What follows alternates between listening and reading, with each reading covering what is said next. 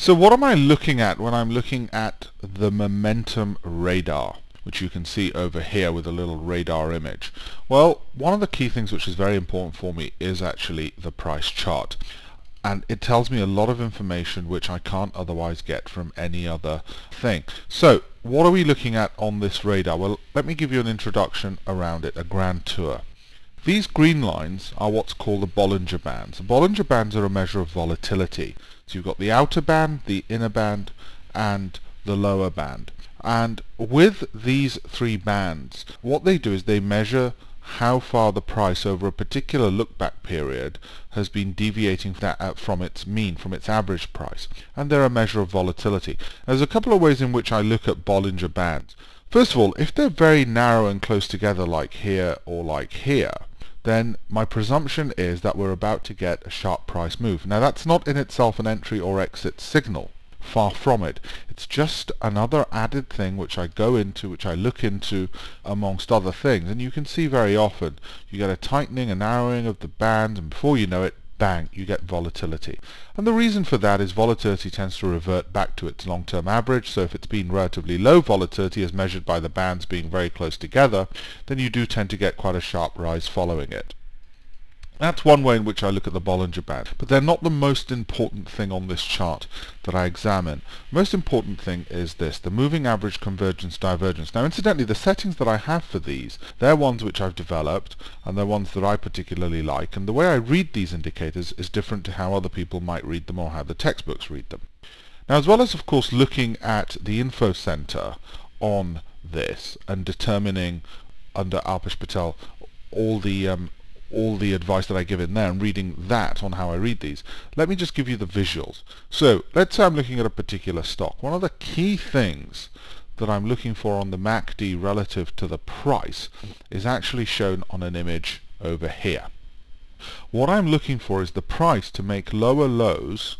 That's a low there, and you can see how it's made another low there. So you can see how it's making lower lows, whilst the MACD, you can see it over here, the MACD is making higher lows. So it's made a low there, and it's made it's a higher low relative to what the price has done. So the price has made lower lows, and the MACD has made higher lows. What I'm looking to do is then enter shortly thereafter. Now it might be because I'm looking for a 2-day high as the MACD rises. Now you might ask, well, okay, wait a minute, what is the MACD in that case? Well, the moving average convergence divergence is a measure, the MACD is a measure of price momentum. It's a measure of the direction the price is likely to go and for how long. Now there's several ways of reading it. The divergences which I showed earlier is one, price divergences. The other one is if the MACD is in this bottom end, the downward end of the graph and starting to rise higher like it does here, then that in itself can indicate bullishness. Now I don't tend to rely entirely on that. Equally, if the solid line crosses over the dotted line, which is an average of the solid line, don't worry about all the technicalities if you're new to charting, then that itself is supposed to be bullish, and there you can see it's bearish.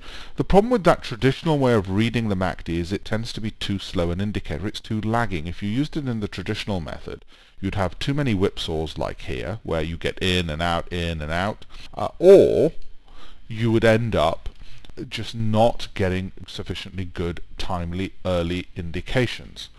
So let's just have a look at and pick up, say, one of the bigger stocks. Certainly not Marconi. Let's have a look at Carlton, for argument's sake. And let's say we zoom in onto the MACD on that one. You can see the solid trend arising there. What I'm looking to do with this is, A, look at the positive divergences. As I've mentioned, the MACD makes a higher low relative to the price, which makes a lower low. That's probably the most important indicator. However, if I'm in a trade, and you can see how it's bottomed out here, albeit it's above the 0 line there, and it's turning higher, that in itself, of course, is bullish.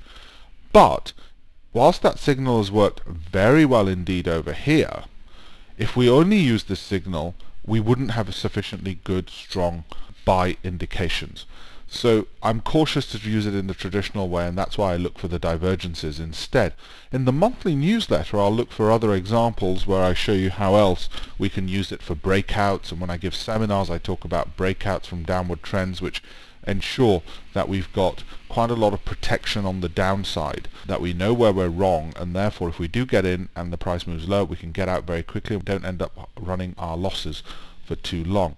Now that's the MACD. With the stochastic, I'm looking for a similar kind of thing if I can get it, but the stochastic, the problem is it tends to give too many signals, whereas the MACD is a lagging indicator and can be quite late. The stochastic can be too early. Now here you might argue, okay, as it starts to rise higher and is moving above its signal line, the dotted line, surely that's a bullish indication, particularly if the MACD is flattening out. And indeed it is, and that would be a good entry point around here.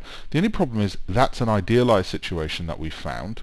Very often that simply doesn't work like that, and that's why I say I like the divergences instead. However, there are occasions when what I will do is I'll wait for the stochastic to be rising like this, and probably got to the stage where almost certainly it's already crossed its signal line and the MACD has gone flat, and it won't quite have crossed its signal line but is about to. So around this point here where the stochastic is showing that we're going to go higher, the MACD is already starting to rise, it's just about touching its signal line, and then I'll wait for the price to make a high relative to the previous day, so somewhere around here, and get in around there.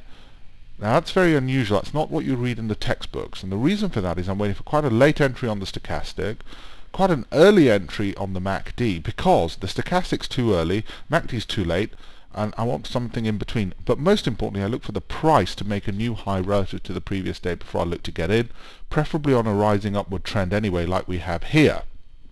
That's the only time when I'll look at it without looking at just the divergences which I showed earlier, and I'm willing to consider it without the safety that divergences offer. It's a similar story with the RSI. I want to try, if I can, and see rising lows on there. Now that necessarily isn't going to happen very often, but sometimes it does. So those two, the RSI and the stochastic, aren't necessarily vital to me, but in combination they can confirm, and that's what trading's about. It's about probability and odds, and they can confirm when to get in.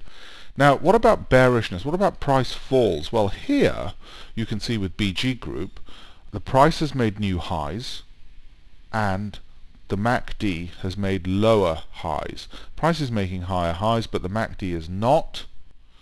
And what happens there is, as the MACD then falls in the price, I'd wait for a 2 or 3 day low on the price, then we start seeing a collapse in the price and it starts trending lower, and it's a good short. So first of all, divergence. Secondly, MACD signals lower by going from a peak to moving lower, crossing its signal line. Thirdly, the price itself, most importantly, is the entry point because it makes a 2 or 3 day low.